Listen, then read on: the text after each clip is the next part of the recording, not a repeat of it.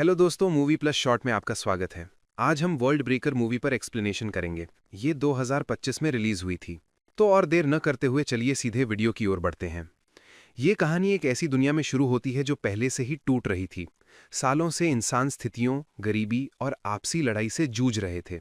बाढ़, तूफान और ज्वालामुखी के फटने से पृथ्वी तबाह हो रही थी। इंसान इन सबसे बच निकले थे, लेकिन अचानक एक अजीब हमला होता है। रात के अंधेरे में मैरी अपनी सैनिकों की एक टीम के साथ आसमान में एक ज्वाला फेंकती है, जो मैदान को रोशन कर देती है। दूर से एक बहरा कर देने वाली चीख सुनाई देती है। ये आवाज़ ब्रेकर्स की है। ये विशाल और खतरनाक राक्षस हैं जो पृथ्वी के विनाश के बाद जमीन से निकल आए थे। जैसे ही ये राक्षस हमला करते हैं, मैरी और उसकी पूरी टीम उनसे लड़ने के लिए अपनी जान जोखिम में डालती है। यहाँ से कहानी 15 साल आगे बढ़ती है। पृथ्वी अब पूरी तरह से बदल गई है। मैरी अभी भी जिंदा है और अपने पति जॉन और अपनी छोटी बेटी विला के साथ रहती है। चूंकि मैरी एक सैनिक है, इसलिए वो अक्सर मिशन पर रहती है। इसलिए जॉन को विला को पढ़ाने और शिक्षित करने की जिम्मेदारी है। इस समय जॉन विला को समझाता है। विला ब्रेकर्स के बारे में बात कर रही थी, पूछ रही थी कि क्या वे एलियन हैं। जॉन ने समझाया कि वे नहीं थे। उन्होंने समझाया कि ब्रेकर्स हमेशा जमीन के नीचे छिपे रहते थे। फिर जमीन फट गई और वे बाहर आ गए। जिस जगह से वे बाहर निकले थे उसे स्टिच कहा जाता है। हाल के परमाणु बम हमलों ने बाधा तोड़ दी, उस सिलाई को खोल दिया जिससे ब्रेकर्स बाहर आने लगे। विला ब्रेकर्स के बारे में सुनने में दिलचस्पी नहीं रखती थी। उसने अपने पिता से पूछा, मुझे किसी नायक की कहानी सुनाओ या कोडियाक की कहानी सुनाओ। कोडियाक एक पौराणिक नायक थे जिन्होंने अपनी कुल्हाड़ी से एक ही वार में 100 ब्रेकर्स को मार दिया था। जब मैरी घर आती है तो वो विला को फूलों, जानवरों और रंगों जैसी कहानियां सुनाती है। लेकिन इस टूटी हुई दुनिया में ये सब जा चुका है। वे अपनी पारिवारिक छुट्टी का आनंद ले रहे थे।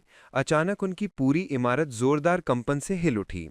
ऐसा लगता है कि बाहर सैन्य ट्रक आते हैं और घोषणा की जाती है कि उन्हें तुरंत निकलना होगा, क्योंकि ब्रेकर्स यहां भी आ रहे हैं। ये लोग जो इस समय विला का जन्मदिन मनाने की तैयारी कर रहे थे, अचानक पूरा माहौल बहुत गर्म हो जाता है। मैरी जल्दी से दिल को एक उपहार देती है और फिर तुरंत यहां से निकल जाती है। जब ये लोग नीचे पहुंचते हैं तो मैरी को पता चलता है कि इस बार बहुत कड़े नियम बनाए गए थे। सैनिकों को अलग गाड़ियों में और उनके परिवारों को अलग गाड़ियों में जाना था। इस तरह मैरी अपनी टीम के साथ चली जाती है और जॉन और विला अन्य लोगों के साथ ट्रक से चले जाते हैं। रास्ते में एक आदमी जॉन के पुराने घावों को देखकर डर जाता है। वो मानता है कि जॉन संक्रमित है।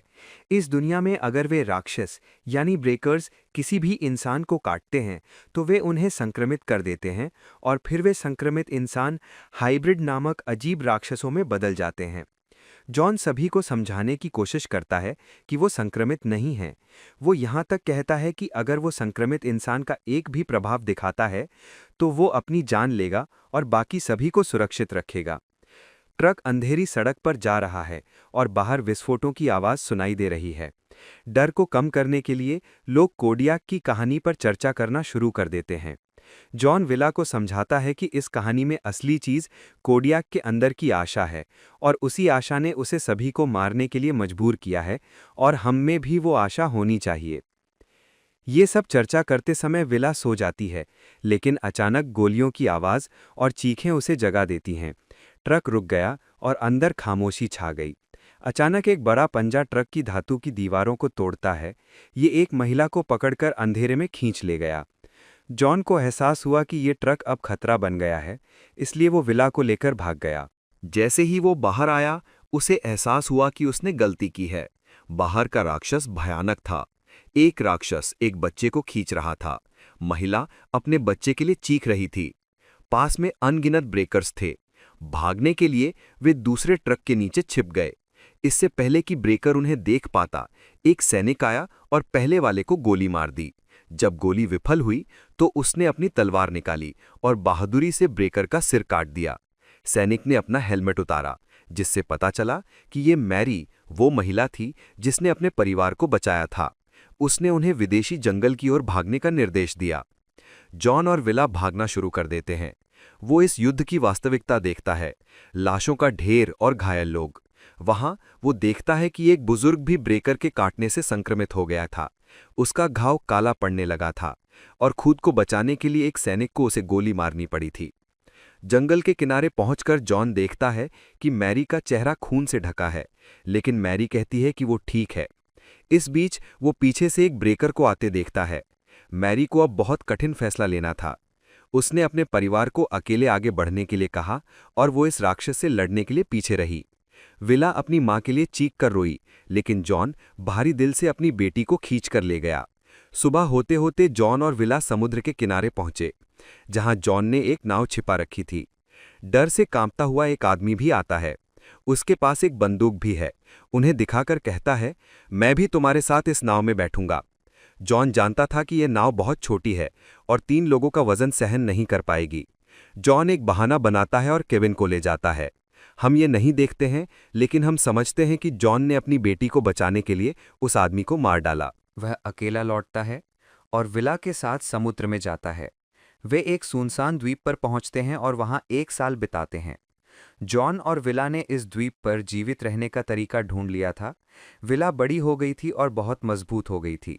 उसका पिता उसे हमेशा भुंगरों से लड़ने का प्रशिक्षण दे रहा था। उन्होंने यहाँ जंगल की लकड़ी का उपयोग करके एक प्रशिक्षण क्षेत्र बनाया था। उनके परिवार को शांति मिली थी, लेकिन फिर भी जब भी वे अपनी दूरबीन से मुख्य भूमि की ओर देखते तो विला बहुत दुखी होती, क्योंकि वह अपनी मां को याद करती थी। ब्रेकर्स अभी भी मुख्य भूमि पर तबाही मचा रहे थे। जॉन ने विला से पूछा कि उन्होंने ब्रेकर्स को कैसे मारा। विला ने जवाब दिया, सिर काटकर और हाइब्रिडों को दिमाग कुचलकर। विला अपने प्रशिक्षण में बहुत मेहनत कर रही थी। वह गिर जाती थी और घायल हो जाती थी, लेकिन फिर भी उसने हार नहीं मानी और अपने लक्ष्य को पूरा करने के लिए दिन में कई बार अभ्यास किया। उसके सभी प्रशिक्षण के बाद भी उसे बहुत सारी प्रोटीन की ज़रूरत थी।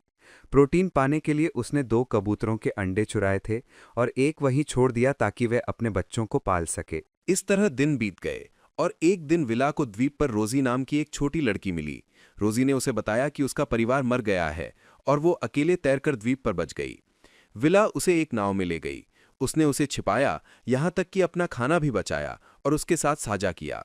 रोज यहाँ बहुत दुखी थी, इसलिए उसका मूड ठीक करने के लिए विला उसे झूठी कहानियां सुनाकर प्रोत्साहित करती है। वो उसे कोडियक की कहानी भी बताती है, जिसने एक ही झटके में 100 से ज्यादा ब्रेकर्स को मार डाला था। विला फिर घर चली जाती है। अगले दिन वे फिर से प्रशिक्षण लेते हैं। प्रशिक्षण के दौरान विला देखती है कि अब उसे अपने पिता की आवाज सुनाई नहीं दे रही है। वो पीछे मुड़कर देखती है कि जॉन टूट गया है। वो उसे घर पर मदद करती है और पाती है कि उसे प्रशिक्षण देने के लिए उसके पिता ने कई दिनों से कुछ नहीं खाया था। वो अपना खाना बचाकर विला को दे रहा था ताकि उसे प्रशिक्षण की शक्ति मिले। मिला इससे गहराई से दुखी होती है और उसका मूड ठीक करने के लिए जॉन उसे अपनी तलवार देता है। कहता है, तुमने मेरी हिम्मत जीत ली है। अगले दिन जब विला उस गुफा में लौटती है जहां उसने रोजी को छोड़ा था, तो वह सब कुछ नष्ट देखकर परेशान हो जाती है। वह वहां बिखरी हुई थी और वह रोजी को अंधेरे में खड़ा देखती है, लेकिन वह अब जिंदा नहीं थी।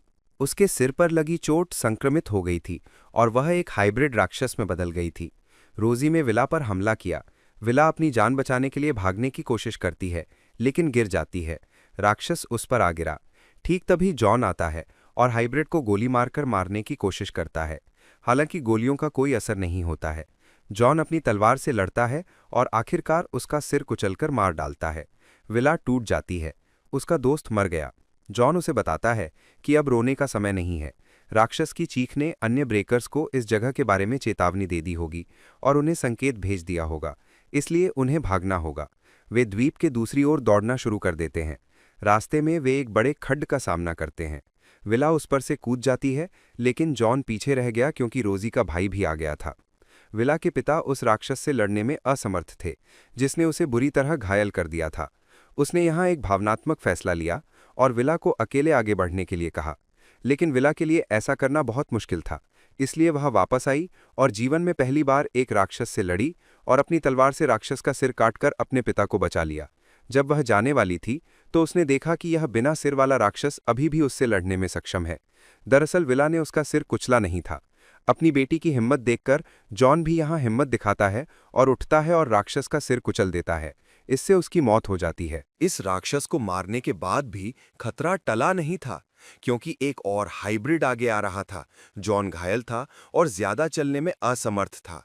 यहीं पर विला ने फिर से हिम्मत दिखाई, अपने प्रशिक्षण का उपयोग किया। भागते समय उसने अपनी तलवार से राक्षस के सिर पर एक वार किया, उसके दिमाग को चीर दिया, एक ही झटके में उसे हरा दिया। बाद में वो अपने पिता जॉन को सहारा देती है और उन्हें समुद्र तट पर लाती है। हालांकि जॉन नाव पर चढ़ने को तैयार नहीं था, उसने चुपचाप विला को अपने घाव दिखाए। ये पता चलता है कि उसे भी एक हाइब्रिड ने काट लिया था और अब वह संक्रमित था। ये देखकर विला टूट गई, वो अपने पिता को छोड़ नहीं सकती थी। अपने अंतिम क्षणों में उसके पिता ने उससे कहा कि वो भी अपनी मां की तरह एक योद्धा है और महान काम करेगी। उसने जोर देकर उसे नाव पर चढ़ने और चले जाने के लिए कहा। विला ने रस्सी काट दी और नाव को खुद ही धक्का दिया। पीछे से जॉन की आंखों से खून बहना शुरू हो गया, जो संकेत देता है कि वो परिवर्तित होना शुरू हो गया है। दुर्भाग्य से उसकी नाम नीचे नहीं जा रही थी और अब उसके पिता पूरी तरह से राक्षस में बदल गए थे। अपने पिता से लड़ने के लिए उसने खुद ही तलवार उठा ली, लेकिन उसे नहीं पता था कि उसके सामने केवल एक राक्षस नहीं बल्कि बहुत सारे राक्षस हैं। यहां भी पहाड़ फटता है और अन्य टूटे हुए राक्षस आने लगते हैं और उन्हें देखकर फिलराल घबरा जाता है। उसने अब खुद को मौत के लिए तैयार कर लिया था, लेकिन उसी समय हमें दिखाया गया था कि टूटे हुए राक्षसों से लड़ने के लिए समुद्र से सैनिक 2 नावों में आ रहे हैं और उनके सामने मैरी विला की मां थी, जिसे देखकर विला समझ नहीं पाई कि उसके अंदर क्या भावनाएं हैं। वो एक ही समय में डर गई थी और घबराई भी थी और अपनी मां से मिलकर खुश भी थी। ये लोग अब एक साथ उन सभी टूटे हुए राक्षसों से लड़ने के लिए तैयार थे और ठीक इसी तरह ये सब दिखाते हुए फिल्म यहीं समाप्त हो जाती है। वीडियो पसंद आया हो तो लाइक कर देना, चैनल पर नए हो तो सब्सक्राइब कर लेना। तो मैं आपसे अगले वीडियो में मिलूंगा, तब तक के लिए ख्याल रखना।